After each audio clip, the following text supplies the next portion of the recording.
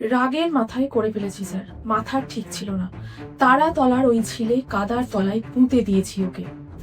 মধ্যরাত পেরিয়ে গেছে, চারিদিকে ঘুটঘুটে অন্ধকার। কেবল কয়েকটা টর্চের আলো কাদা আর জলের ওপর এদিক ওদিক ঘুরে বেড়াচ্ছে। সামনে হাঁটছে বছর 30-এর এক যুবক, তার পেছনে কলকাতা পুলিশের গোয়েন্দা বিভাগের অফিসাররা। ঝিলের সামনে এসে যুবক পুলিশকে দেখিয়ে দিল সেই জায়গা। কাদা এতটাই গভীর যে এক একটা পা তুলতেই যেন প্রাণ বেরিয়ে যাচ্ছে। তবু খোঁজ চলতেই থাকলো। কিছুক্ষণ পর কাদার ভেতর থেকে বেরিয়ে এলো একটা মানুষের কঙ্কাল। শরীরে মাংসের চিহ্ন পর্যন্ত নেই, একটা ছেঁড়া শার্ট আর ধুতি ছাড়া আর কিছুই অবশিষ্ট নেই। কিছু হাড়ও নেই, নিচের চোয়ালের একটা অংশ উধাও, ডান হাঁটুর হাড় নেই, গলার একটি গুরুত্বপূর্ণ হাড়ও নিখোঁজ। কেউ যদি এখন এই কঙ্কালটার দিকে তাকায়, সে কি বলতে পারবে এটা কার? পুলিশও পারেনি। তবু কয়েক মাসের মধ্যেই এই কঙ্কালই আদালতে এমন এক বৈজ্ঞানিক প্রমাণ হয়ে দাঁড়ালো, যা শুধু একজন খুনিকে শাস্তি দেয়নি, ভারতীয় অপরাধ তদন্তের ইতিহাসেও লিখে দিয়েছিল নতুন এক অধ্যায়। আজকের গল্প সেই মামলার, পঞ্চম শুক্লা হত্যা মামলা। 1960 সালের কলকাতা আজকের মতো ব্যস্ত আলো ঝলমলে শহর তখনও হয়ে ওঠেনি, কিন্তু কলকাতা বন্দর তখনও দেশের অন্যতম গুরুত্বপূর্ণ বন্দর। দিন রাত সেখানে ভিড়ত বড় বড় জাহাজ, বিদেশ থেকে আসতো নানা রকম পণ্য, আবার এখান থেকেই রওনা দিত অসংখ্য মালবাহী জাহাজ। সেই বন্দরে সশস্ত্র নিরাপত্তা রক্ষী হিসেবে কাজ করতেন পঞ্চম শুক্লা। বয়স মাত্র 35। উত্তর ভারতের এক সাধারণ পরিবার থেকে বহু বছর আগে কাজের খোঁজে চলে এসেছিলেন কলকাতায়। ধীরে ধীরে এই শহরই হয়ে উঠেছিল তার নতুন ঠিকানা। সহকর্মীদের কাছে তিনি ছিলেন শান্ত, ভদ্র এবং পরিশ্রমী মানুষ। চাকরি নিয়মিত করতেন, অযথা কারো সঙ্গে ঝামেলায় জড়াতেন না। কিন্তু মানুষের জীবনে এমন কিছু সময় আসে যখন সবকিছু ঠিকঠাক চললেও একটা সমস্যায় পুরো জীবন ওলটপালট করে দেয়। পঞ্চমের ক্ষেত্রেও ঠিক সেটাই হয়েছিল। কিছুদিন আগে দেশের বাড়িতে তার বাবা মা দুজনেই গুরুতর অসুস্থ হয়ে পড়েন। একসঙ্গে চিকিৎসার খরচ জোগাড় করা তার পক্ষে সম্ভব ছিল না। উপায় না দেখে তিনি ধার নেন 500 টাকা। আজ শুনতে অঙ্কটা খুব বড় না লাগলেও 1960 সালে 500 টাকা ছিল একজন সাধারণ চাকরিজীবীর কাছে বিশাল অঙ্ক। পঞ্চম ভেবেছিলেন সময় পেলেই শোধ করে দেবেন, কিন্তু সব সময় আমরা যেমনটা ভাবি তেমনটা হয় না। 10ই মার্চ 1960 প্রতিদিনের মতো সেদিনও পঞ্চম বন্দরে কাজ করেছিলেন। সাধারণত সন্ধ্যা 7টা থেকে 7:30টার মধ্যে তিনি নিজের কোয়ার্টারে ফিরে আসতেন, কিন্তু সেদিন তিনি আর ফিরলেন না। প্রথমে পরিবারের লোকজন ভেবেছিলেন হয়তো কোথাও কাজে আটকে গেছেন। তারপর রাত কেটে গেল, ভোর হয়ে গেল, সকালও গড়িয়ে গেল, তবু পঞ্চমের কোনো খোঁজ নেই। উদ্বেগ বাড়তে শুরু করলো। একের পর এক আত্মীয়, সহকর্মী, পরিচিতদের কাছে খবর নেওয়া হলো। কেউ কিছু জানে না। শেষ পর্যন্ত সেদিনই সাউথপোর্ট থানায় একটি নিখোঁজ ডায়েরি করা হলো। এরপর শুরু হলো পুলিশের নিয়ম মাফিক তদন্ত। শহরের বিভিন্ন থানায় বার্তা পাঠানো হলো। কোথাও অজ্ঞাত পরিচয় কোনো মৃতদেহ উদ্ধার হয়েছে কিনা তার খোঁজ নেওয়া হলো। পঞ্চমের ছবি সংগ্রহ করে বিভিন্ন জায়গায় পাঠানো হলো, কিন্তু দিন কেটে গেল। পঞ্চম শুক্লা যেন হাওয়ায় মিলিয়ে গেলেন। কোনো মুক্তিপণ নেই, কোনো হুমকির চিঠি নেই, কোনো মৃতদেহও নেই। একজন সুস্থ স্বাভাবিক মানুষ যেন পৃথিবী থেকেই অদৃশ্য হয়ে গেলেন। কিন্তু তদন্তের মাঝে পুলিশের হাতে আসে এমন একটি তথ্য যা পুরো মামলার মোড় ঘুরিয়ে দেয়। সহকর্মীদের একজন জানালেন, ইদানিং পঞ্চমের সঙ্গে খুব ঘনিষ্ঠ সম্পর্ক হয়েছিল এক ব্যক্তির, নাম রামলোচন আহির। আর আশ্চর্যের বিষয়, নিখোঁজ হওয়ার কয়েকদিন আগে এই দুজনকে নিয়েই শোনা গিয়েছিল টাকা পয়সা নিয়ে তীব্র ঝগড়ার কথা। পুলিশের তদন্ত এবার ঘুরে গেল এক নতুন দিকে। কে এই রামলোচন আহির? পঞ্চম শুক্লার সঙ্গে তার সম্পর্কই বা কি? খোঁজ নিয়ে জানা গেল রামলোচন থাকতেন তারাতলায় 3 কামরার একটি একতলা ফ্ল্যাটে। অবিবাহিত, একাই থাকতেন। কিন্তু পুলিশ যখন তার বাড়িতে পৌঁছালো তখন আর একটি তথ্য সামনে এলো। প্রতিবেশীরা জানালেন 11ই মার্চ ভোরবেলার পর থেকে রামলোচনকে আর কেউ দেখেনি। ঘরে তালা ঝুলছে।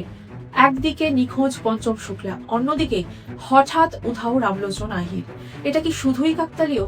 পুলিশ ঝুঁকি নিল না। সাদা পোশাকের কয়েকজন অফিসারকে 24 ঘন্টা নজরদারিতে রাখা হলো রামলোচনের বাড়ির আশেপাশে। দিন কেটে যাচ্ছে, কিন্তু রামলোচনের কোনো খোঁজ নেই। অবশেষে 21শে মার্চ ভোর রাত, প্রায় 10 দিন পর চাদর মুড়ি দিয়ে নিঃশব্দে নিজের বাড়িতে ঢোকার চেষ্টা করছিল এক ব্যক্তি। সম্ভবত সে ভেবেছিল এতদিনে পুলিশ আর তাকে খুঁজছে না, কিন্তু সে জানতো না পুলিশও তার অপেক্ষাতেই আছে। মুহূর্তের মধ্যে তাকে ঘিরে ফেললেন গোয়েন্দারা। ধরা পড়ল রামলোচন আহির। থানায় নিয়ে গিয়ে শুরু হলো জিজ্ঞাসাবাদ। প্রথমেই নানা অজুহাত, এড়িয়ে যাওয়ার চেষ্টা, কিন্তু অভিজ্ঞ তদন্তকারীদের সামনে বেশিক্ষণ টিকতে পারলেন না তিনি। ঘন্টা খানিকের মধ্যেই ভেঙে পড়লেন, আর তারপর একের পর এক বেরিয়ে আসতে লাগলো এমন সব তথ্য যা শুনে তদন্তকারীরাও স্তব্ধ হয়ে গিয়েছিলেন। রামলোচন কোনো অপরাধী পরিবারের ছেলে ছিলেন না, বরং ঠিক উল্টো, কলকাতার এক প্রতিষ্ঠিত ব্যবসায়ী পরিবারের জন্ম তার। বংশ পরম্পরায় কাপড়ের ব্যবসা, টাকার অভাব কোনোদিনই ছিল না, কিন্তু রামলোচনের স্বপ্ন ছিল আরো বড়। শুধু পারিবারিক ব্যবসায় আটকে থাকতে চাননি তিনি, নতুন নতুন ব্যবসা শুরু করার নেশা ছিল। কখনো বিদেশে পণ্য রপ্তানির পরিকল্পনা, কখনো গাড়ির যন্ত্রাংশ তৈরির ব্যবসা। এই ব্যবসার সূত্র ধরেই তার যাতায়াত বাড়তে থাকে কলকাতা বন্দরে। সেখানেই পরিচয় হয় পঞ্চম শুক্লার সঙ্গে। প্রথমে পরিচয়, তারপর বন্ধুত্ব। সব ভালোই চলছিল, কিন্তু হঠাৎ এদিকে পঞ্চমের পরিবারে নেমে আসে বিপদ। দেশের বাড়িতে বাবা মা দুজনেই অসুস্থ, চিকিৎসার জন্য জরুরি টাকার দরকার। অনেক ভেবেচিন্তে শেষ পর্যন্ত সাহায্য চান রামলোচনের কাছে। বন্ধুর বিপদের কথা শুনে 500 টাকা ধার দেন রামলোচন। সেই সময়ের হিসেবে যা ছিল বিশাল অঙ্ক। পঞ্চম প্রতিশ্রুতি দিয়েছিলেন যত তাড়াতাড়ি সম্ভব টাকা শোধ করবেন, কিন্তু বাস্তব সবসময় প্রতিশ্রুতির মতো সহজ হয় না। চেষ্টা করেও সময় মতো টাকা জোগাড় করতে পারছিলেন না তিনি। ঠিক সেই সময়ই বিপদে পড়ে রামলোচনও। গাড়ির যন্ত্রাংশ তৈরির ব্যবসায় তিনি অনেক টাকা বিনিয়োগ করে ফেলেছিলেন, কিন্তু ব্যবসা দাঁড় করাতে আরো মূলধনের দরকার। হাতে নগদ টাকা নেই। তখনই তার মনে পড়ে যায় পঞ্চমের কাছে ধার দেওয়া 500 টাকার কথা। তিনি টাকা ফেরত চান। পঞ্চম বলেন, আমি টাকা দেব, কিন্তু এখনই পারছি না, একটু সময় দাও। কিন্তু রামলোচনের হাতে সময় ছিল না। এরপর শুরু হয় প্রায় নিয়মিত তাগাদা, দিনের পর দিন, বারবার। একসময় এই চাপ থেকে দুজনের মধ্যে তীব্র ঝগড়া বাঁধে। রামলোচনের মাথায় জন্ম নেয় এক ভয়ঙ্কর চিন্তা। প্রথমে হয়তো সেটা ছিল শুধু রাগ, কিন্তু কয়েক দিনের মধ্যে সেই রাগই ধীরে ধীরে পরিণত হয় পরিকল্পনায়। একটি ঠান্ডা মাথার হিসেব করে তৈরি করা খুনের পরিকল্পনায়। সপ্তাহ খানেক পরে হঠাৎ নিজেই পঞ্চমের সঙ্গে দেখা করেন রামলোচন। মুখে হাসি, গলায় অনুশোচনা। যা হয়েছে ভুলে যা, রাগের মাথায় অনেক কথা হয়ে গেছে। পঞ্চমও ভেবেছিলেন বন্ধু হয়তো সত্যি শান্ত হয়েছে। তারপর রামলোচন বললেন, আমি ঠিক করেছি আবার কাপড়ের ব্যবসায় ফিরব। একজন বড় ব্যবসায়ী টাকা লাগাতে রাজি হয়েছে। পরশু রাতে আমার বাড়িতে আসবে, তুইও চলে আয়। পঞ্চম অবাক হয়ে জিজ্ঞেস করলেন, আমি গিয়ে কি করব? রামলোচন হেসে বললেন, তুই তো একদিনে 500 টাকা দিতে পারবি না। ব্যবসায় একটু কাজ করিস, লাভ থেকে ধীরে ধীরে টাকাটা শোধ করে দিস। কথাটা শুনে পঞ্চমেরও স্বস্তি হলো। এতে বন্ধুত্বও থাকবে, ঋণও ধীরে ধীরে শোধ হয়ে যাবে। তিনি রাজি হয়ে গেলেন, কিন্তু তিনি বুঝতেই পারেননি সেদিন তিনি কোনো ব্যবসার আলোচনায় যাচ্ছেন না। তিনি হেঁটে যাচ্ছেন নিজের মৃত্যুর দিকে। আর রামলোচন, সে ইতিমধ্যেই ঠিক করে ফেলেছে সেই রাতেই শেষ হবে পঞ্চম শুক্লার জীবন। 10ই মার্চ 1960 সারা দিনের কাজ শেষ করে রাত প্রায় 8টা নাগাদ রামলোচনের বাড়িতে পৌঁছলেন পঞ্চম শুক্লা। বন্ধুর সঙ্গে আগের ঝগড়ার কোনো ছাপ যেন আর নেই। রামলোচন যেন আগের মতোই স্বাভাবিক। দুজনে বসে অনেকক্ষণ গল্প করলেন, খাওয়া দাওয়াও হলো। সময় গড়াতে লাগলো, কিন্তু যার জন্য এত আয়োজন সেই ব্যবসায়ীর আর কোনো খবর নেই। ঘড়ির কাঁটা তখন রাত 10টা ছুঁই ছুঁই। পঞ্চম একটু অস্থির হয়ে পড়লেন। কিরে, তোর লোক তো এখনো এলো না? রামলোচন বললেন, আসারই তো কথা ছিল, মনে হয় কোথাও আটকে গেছে। এক কাজ করি, পাশেই তো ঝিল, চল একটু হেঁটে আসি। এত গরম লাগছে, হাওয়া খেয়ে আসি, তারপর তুই বাড়ি চলে যাস। কথাটায় অস্বাভাবিক কিছুই ছিল না। পঞ্চমও রাজি হয়ে গেলেন। রাত তখন আরো গভীর হয়েছে। ঝিলের চারপাশে প্রায় কেউ নেই। কিছুক্ষণ পর ঝিলের ধারে বসে পড়লেন দুজনে। গল্প চলল আরো কিছুক্ষণ। তারপর পঞ্চম উঠে দাঁড়িয়ে বললেন, চল এবার যাই, অনেক রাত হয়ে গেছে। এরপর সে বাড়ির রাস্তা ধরতেই পেছন দিক থেকে সজোরে ধারালো ছুরির প্রথম আঘাত করল রামলোচন। আকস্মিক আক্রমণে ভারসাম্য হারিয়ে মাটিতে লুটিয়ে পড়লেন পঞ্চম, কিন্তু রামলোচন থামেননি। একের পর এক আঘাত ঘাড়ে, বুকে, পেটে, গলায়, অন্ধকার ঝিল পাড়ে চলতে থাকে এক নির্মম হত্যাকাণ্ড। কয়েক মিনিটের মধ্যেই সব শেষ। নিথর হয়ে পড়ে থাকলেন পঞ্চম শুক্লা। মাত্র 500 টাকার জন্য শেষ হয়ে গেল একটি মানুষের জীবন। এরপর শুরু হলো প্রমাণ লোপাটের কাজ। রামলোচন আগেই জায়গাটা বেছে রেখেছিলেন। ঝিল বললেও সেখানে জলের চেয়ে কাদাই ছিল বেশি। তিনি মৃতদেহটাকে টেনে নিয়ে গেলেন ঝিলের মাঝামাঝি কাদার মধ্যে। তারপর ধীরে ধীরে কাদার নিচে পুঁতে দিলেন পুরো দেহ, যেন কোনোদিন কেউ খুঁজেই না পায়। খুনে ব্যবহৃত ছুরিটাও ছুঁড়ে ফেললেন কাদার মধ্যে। তারপর নিশ্চিন্ত মনে বাড়ি ফিরে গেলেন। হয়তো তার বিশ্বাস ছিল এই খুনের কোনো সাক্ষী নেই, কোনো মৃতদেহ নেই, কেউ কোনোদিন কিছুই প্রমাণ করতে পারবে না। কিন্তু মানুষ যতই পরিকল্পনা করুক, সব পরিকল্পনা নিখুঁত হয় না। রামলোচন গ্রেপ্তার হওয়ার পর পুলিশের জেরার মুখে আর নিজেকে সামলাতে পারেননি। শেষ পর্যন্ত মাথা নিচু করে বলেছিলেন, রাগের মাথায় করে ফেলেছি স্যার, মাথা ঠিক ছিল না, ও আমার টাকা ফেরত দিচ্ছিল না তাই। তারপর নিজেই পুলিশকে নিয়ে গেলেন সেই ঝিলের ধারে, আর সেখান থেকেই উদ্ধার হলো মানুষের কঙ্কাল, একটি ছেঁড়া শার্ট, একটি ধুতি, পকেটে লাল বর্ডার দেওয়া ছোট্ট একটি পতাকা, একটি চুন রাখার কৌটো যার গায়ে হিন্দিতে লেখা ছিল ওম জয় হিন্দ, আর কাদার নিচ থেকে বেরিয়ে এলো সেই ধারালো ছুরিটাও।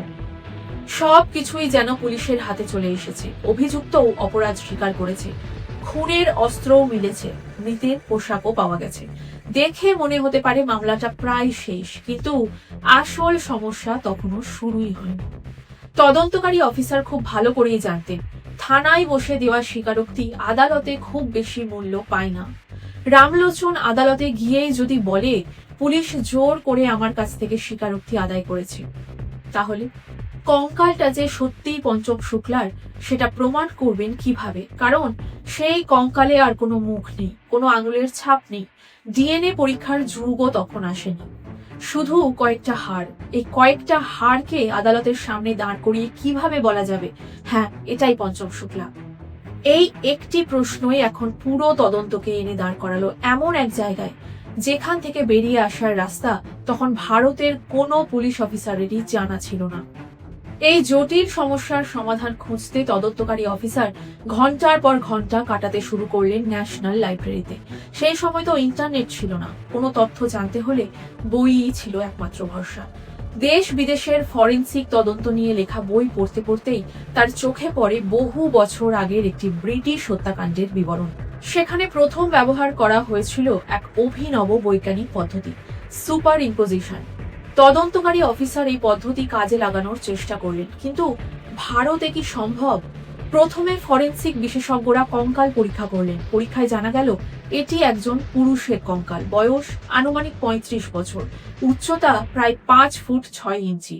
এই তথ্যগুলো পঞ্চম শুক্লার সঙ্গে মিলে যাচ্ছিল, কিন্তু আদালতে মিলে যাচ্ছে কথাটা যথেষ্ট নয়, দরকার ছিল নিশ্চিত প্রমাণ। তারপর শুরু হলো সেই ঐতিহাসিক পরীক্ষা। পুলিশ সংগ্রহ করলো পঞ্চম শুক্লার একটি পাসপোর্ট সাইজের ছবি। ছবিটিকে বিশেষ পদ্ধতিতে বড় করে এমন মাপে আনা হলো যাতে সেটি খুলির আকারের সঙ্গে পুরোপুরি সামঞ্জস্যপূর্ণ হয়।